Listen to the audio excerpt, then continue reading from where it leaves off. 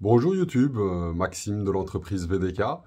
Voilà, donc en fait ici on va discuter pourquoi remplacer sa chaudière. Voilà, la chaudière qui est derrière moi en fait on va la remplacer et donc j'ai dû faire le diagnostic de l'état des lieux pour pouvoir choisir la chaudière que j'allais installer. Donc ici il faut savoir que dans cette maison par exemple j'ai un chauffe-eau qui se trouve dans un grenier aménagé et un chauffe-eau donc pour l'alimentation sanitaire, hein, aussi également dans la buanderie pour la cuisine. Alors ce qui se passe, c'est qu'on va pas remplacer ces appareils-là, on va remplacer uniquement la chaudière derrière moi et installer une chaudière qui fait uniquement le chauffage de la marque Vaillant, le modèle Ecotech Plus de 30 kW. Et donc, cette chaudière, on peut installer l'eau chaude par la suite. Donc, comment ça se passe? Tout simplement, il faut relier les anciennes installations sanitaires là où se trouvent les chauffe-eau. Donc là, les anciennes installations sanitaires d'eau chaude, il faut les relier jusqu'à un boiler qui sera chauffé par la chaudière directement derrière moi. Alors, c'est pas ce travail-là que je vais effectuer. Ici, on va vraiment effectuer juste le remplacement de la chaudière. Et on a pris une capacité de 30 kW, tout simplement parce qu'il y a 3 chambres, 2 salles de bain, une véranda. C'est une maison 4 façades qui fait à peu près 90 mètres carrés de surface classique. Je dirais 120 mètres carrés de surface habitable au sol, plus un étage au-dessus et un grenier aménagé. Donc quand même, c'est assez grand, 30 kW, c'est suffisant pour chauffer ça. Donc c'est 30 kW, comment je calcule 30 kW?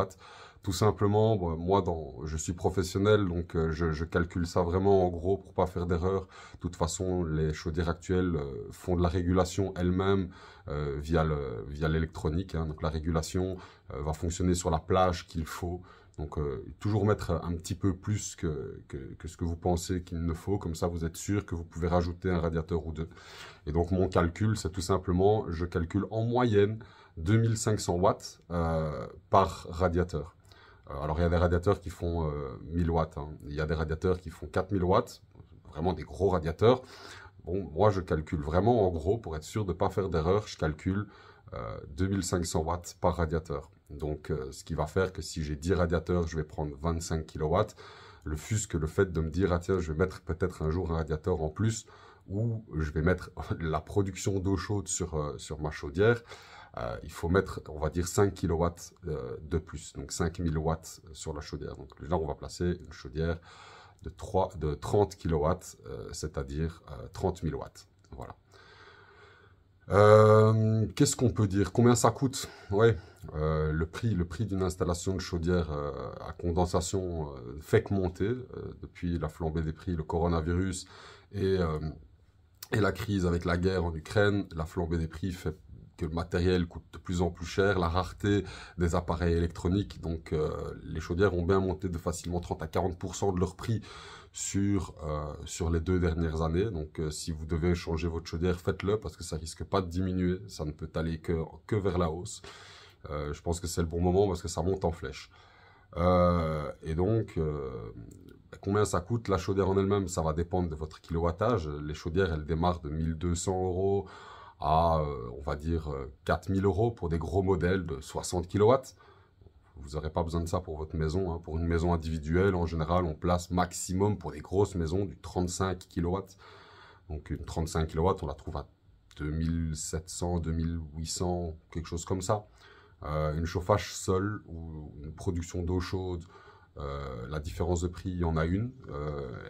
Bizarrement, c'est justement la production d'eau chaude instantanée avec dans la chaudière qui est un petit peu moins chère. Pourtant, il y a plus de matériaux et tout ça dans la chaudière, mais c'est un système qui fonctionne bien aux petites utilisations. Si vous utilisez, que vous avez 2 salles de bain ou 3-4 points d'eau chaude, laissez tomber directement les chaudières avec échangeur à plaque, parce que si vous avez la place pour pouvoir mettre un ballon d'eau chaude, ce sera beaucoup plus intéressant que de mettre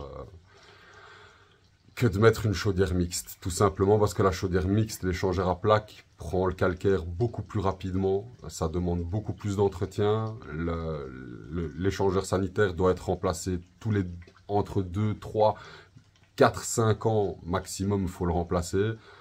Faire venir un professionnel pour ça, ça a un certain prix qui se répercute dans le temps et en fait, au final, la rentabilité sera plus intéressante avec un boiler qui coûtera un petit peu plus cher à l'installation, en moyenne je dirais entre 1000 et 1300 euros en plus de matériel et main-d'œuvre selon la situation, sans l'installation des tuyaux évidemment. Donc l'installation juste du boiler en plus, donc de l'option. Maintenant, s'il faut rajouter encore des tuyauteries, ben forcément, il faut rajouter la distance, les matériaux, ça dépend d'une situation à d'une autre, ça peut aller de 1000 à 10 000 euros. Là, voilà, c'est mieux de demander à un professionnel dans votre région de faire un devis pour votre situation. Pour calculer le type de chaudière, la marque par exemple que vous voulez installer, ben, moi j'habite en Belgique, je suis du côté de la région périphérique de Bruxelles. La chaudière la plus répandue, c'est la marque Vaillant Bulex, un petit peu de Junkers également, on trouve un petit peu de Viessmann.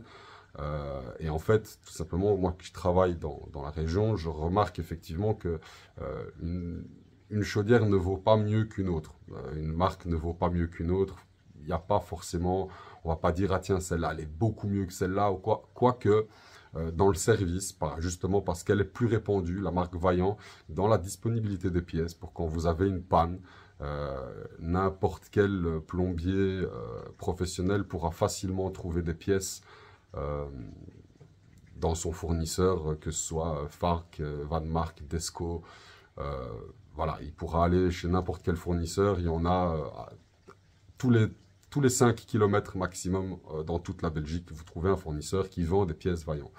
Et ça, c'est vraiment la particularité de cette marque ici en Belgique. Donc c'est pour ça que moi, je recommande toujours Vaillant à mes clients. Si vous changez votre chaudière, je vous recommande Vaillant. Mais comme dit précédemment, une marque ne vaut pas mieux qu'une autre en termes de qualité. Voilà. Comme ça, vous savez tout. En termes d'économie non plus. Les chaudières se valent pas mieux les unes que les autres. Elles sont toutes économiques. Ça, il n'y a rien à dire pour ça. Elles ne sont pas très économiques en termes de dépannage parce qu'elles tombent plus souvent en panne qu'une vieille chaudière comme celle qui est juste derrière moi. C'est une chaudière qui tombe rarement en panne. Ça, quand elle tombe en panne, on change le thermocouple et c'est reparti pour un tour.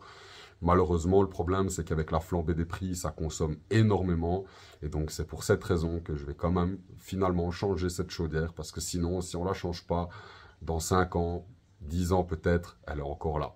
Voilà. Donc, à suivre, je vais sortir plusieurs vidéos par étapes sur le remplacement de ma chaudière derrière. Je vais par la suite également sur le modèle installé. Donc, je répète, hein, c'est la Ecotech Plus de 30 kW, chauffage seul, VU, 200 ou 386, je ne sais plus exactement. Mais voilà, donc après on va faire également des tutos sur tous les types de pannes qu'il est possible de trouver sur cette marque et modèle de chaudière, à savoir que vous ayez une Vaillant Ecotech Plus de 24 kW, de 18 kW pour une Ecotech Pro, qu'elle soit mixte ou qu'elle soit pour chauffage seul, les codes d'erreur sont pour ainsi dire, pour la grosse majorité, tous similaires. Donc moi, je vous invite à vous abonner à la chaîne parce que voilà, ça va être très intéressant pour vous en cas de panne. Ça peut être très très utile de se dire, ah tiens, j'ai une panne sur ma chaudière Vaillant, qu'est-ce que je vais faire? Je vais aller voir sur le tuto, sur les tutos de Maxime et on va aller voir qu'est-ce qu'il propose, est-ce qu'il a ça dans son stock de vidéos. Et s'il n'y a pas ça dans le stock de vidéos, ben moi je vous propose de laisser un commentaire sur le modèle de chaudière que vous avez, de poser la question si le code d'erreur est similaire. Je peux répondre à ce genre de questions sans souci. Et s'il n'y a pas de vidéo qui concerne votre panne, et que j'ai plusieurs demandes via mes abonnés, je ferai tout en sorte de pouvoir vous faire un tuto le plus clair possible pour faire les réparations de vos chaudières vous-même. J'explique évidemment où aller chercher le matériel, comment l'installer, quel outil utiliser. Donc tout ça, c'est à suivre dans les tutos. Voilà, je vous remercie, laissez un like et à la prochaine.